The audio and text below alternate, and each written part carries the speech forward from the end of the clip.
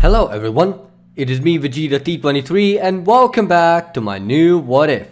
Today we're talking about what if Vegeta was born with Destroyer Ki. Before I start, I'd like to mention that I created a Discord server for you to join. The link is in the description of this video, so if you'd like to join in and talk to me and the rest of my fans, it's there. I'd also like to mention that I created an Instagram so you can survey my very uninteresting life. I mainly post Osu stuff. Now back to the video. In the last part we discussed Goku's disease and Vegeta's pride since he's so strong. Krillin falls in love with 18 and figures out what's going on, while Vegeta is fighting 16 and 17. As they were fighting, Cell comes up and absorbs 17, making himself semi-perfect. Goku took everyone to safety, telling them to hide their power too, as they need to go further beyond with it in a time chamber. Figuring out Piccolo has fused with Kami, Namekian sent Dende as their new guardian. So the time chamber is free to use whenever and forever. So Goku, Piccolo, Vegeta and Trunks go train and discover new heights in their power. When they got out, they were introduced to the Cell games. With the recap out of the way, let's continue the what if. Z fighters arrive at the Cell games arena after a nice break. Goku and Perfect Cell begin to battle in a heated display of power, technique and ability. To no one's surprise, Goku seems to be able to keep up against the mechanically engineered monster. Perfect Cell pulled out all kinds of tricks, performing various moves such as the Death Beam and Kamehameha. Goku and Perfect Cell battled for a while until Perfect Cell grew tired of being confined to the small ring. So Perfect Cell destroyed the ring and made the battle an all-out fight, just to make things more interesting for him, with no rules applied. Goku threw everything he could at Perfect Cell and even tricked Perfect Cell into believing he would destroy the Earth with a Kamehameha. Perfect Cell was noticeably afraid as Goku powered up the Energy Blast, but Goku tricked him by performing instant transmission to teleport directly in front of Perfect Cell and unleashed the blast on him. Perfect Cell then created 7 smaller blue versions of himself from his tail and christened them Cell Juniors. After they were born, he ordered them to attack the Z fighters, but not kill them. Each Cell Junior was close to the power of Perfect Cell himself. Only Vegeta and future Trunks in their Super Saiyan Rose Z forms and Piccolo managed to hold him off for a while, but eventually all of them were brutally beaten up. Perfect Cell fired the solar Kamehameha at Goku, which is stated by himself to have enough energy to destroy the entire solar system that they reside in. Goku seemingly lost all hope of destroying Perfect Cell and gave up, but then Trunks of all people encouraged Goku to believe in his power, and with newfound hope, Goku prepared a Kamehameha himself.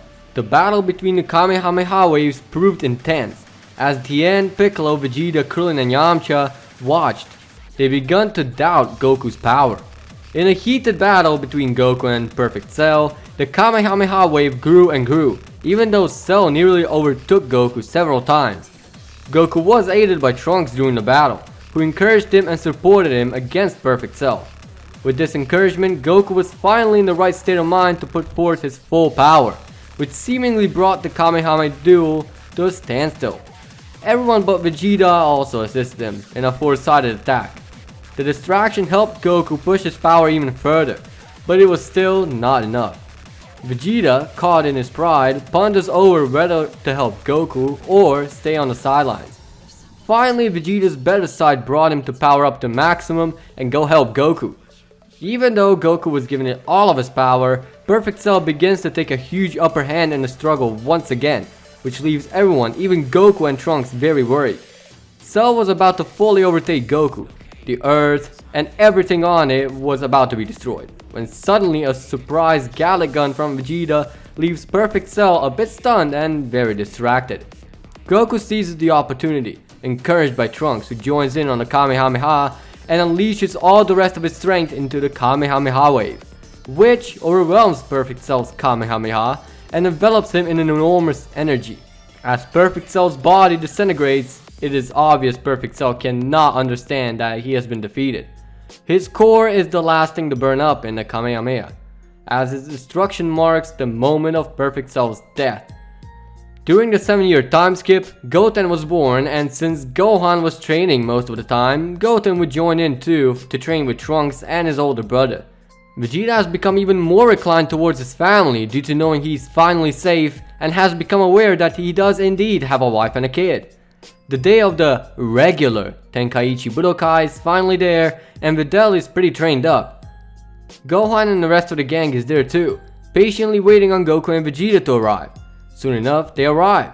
With the squad now there, the tournament is about to proceed. Krillin and Pintar fight first, and you know how that goes. Then Piccolo and Shin reveals to be a Supreme Kai, which surprises Piccolo and the rest of the team. Shin then briefly explains the reason behind his arrival. Next up are Videl and Spopovich. She gets kicked up and down, so there's nothing much to do since Gohan is the same age as Trunks, and they didn't go to school. Next up is Goku and Kibito, and Goku shows the Super Saiyan God to Kibito. While people were occupied with thoughts like these, Spopovich and Yamu came and stole all his energy with the help of the Supreme Kai, who paralyzed him.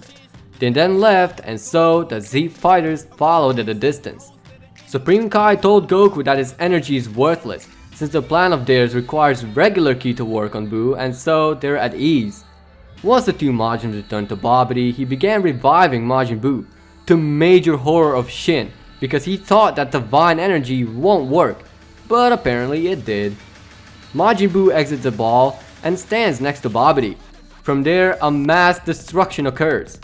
Goku goes Super Saiyan Blue and rushes onto Buu, destroying him in an instant with a massive Kamehameha. Vegeta, on the other hand, is mad at Goku for existing and being stronger than him, so Babidi takes that chance to possess Vegeta, knowing Vegeta will be of great use to him. Vegeta attempts to control it, but it gets too late. Vegeta is now Majin Vegeta. Goku looks on in utter horror as Vegeta is being taken over. However, Vegeta doesn't want to be controlled, so he pushes so much power to the crystal ball of Babidi's that Babidi quite literally dies from that power, along with the rest of his henchmen. Goku and Vegeta begin their fight. Goku uses the Super Saiyan Blue form to fight Majin Vegeta, who uses his Super Saiyan Rosé, and they seem to be evenly matched.